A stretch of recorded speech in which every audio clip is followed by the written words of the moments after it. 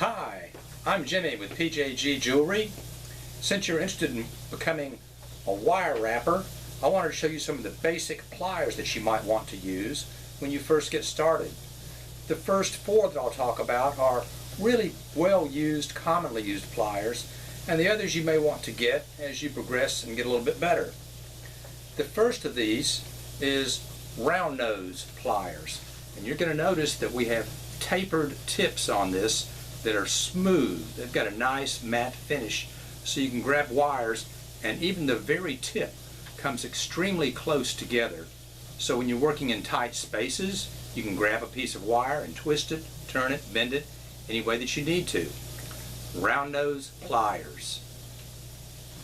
The second of these is flat nose pliers, and these flat nose, as you can see here, will come in a variety of widths. These are medium, approximately 2 millimeters, but you can get them much wider, up to 4 or 5 millimeters, and much less, down to 1/2 millimeter.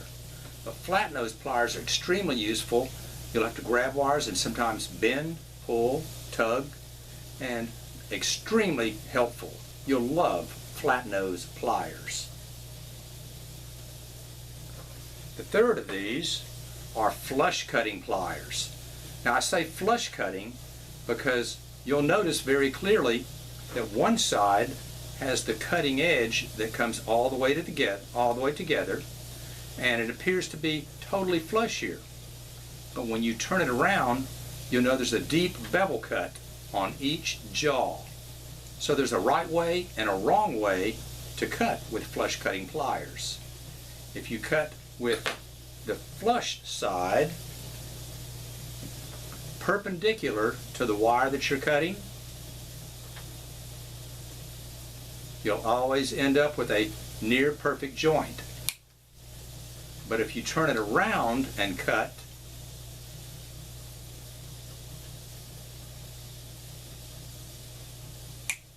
you'll end up with an angled end on the wire. Flush cutting pliers. The third type of pliers that you'll really want to get are called chain nose. Chain nose have a smooth, flat surface on the inside of the jaws, and they're radiused or curved on the outside edge. These are extremely strong, and you notice these are a little bit longer handled, so you have lots of leverage to grab something. The next three that you see here is actually kind of just two sets of pliers. These first two are bail making pliers, and you notice one of these has just two different size mandrels, from about 2 millimeters up to about 6 millimeters. And the second set of pliers here has 6 different sized mandrels for making bails or loops in wire. But if you're trying to make a bail for a pendant, for example, you've got various sizes in which you can wrap the wire so that you'll have something appropriately sized for whatever size article that you're trying to make. Bail making pliers, sometimes called mandrel pliers. And the last of these is a set of nylon jaw pliers.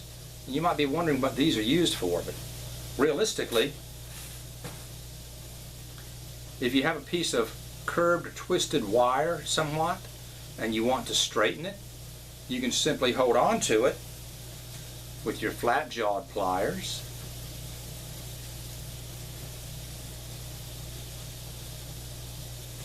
and almost magically the wire will start to straighten. And you can bend these as you pull against yourself somewhat, so the wire becomes straighter and straighter. But again, this is a sampling of the majority of pliers that you're really going to need in order to wrap wire jewelry. And again, we have tapered round nose pliers, we have flat nose pliers, flush cutting pliers, chain nose, bail making pliers, and nylon jawed pliers. Hope this helps. If so, click on the subscribe button, and I have links at the bottom of this so that you can order any of these similar to them. So I want you to keep on trying to wire wrap jewelry and have a great time.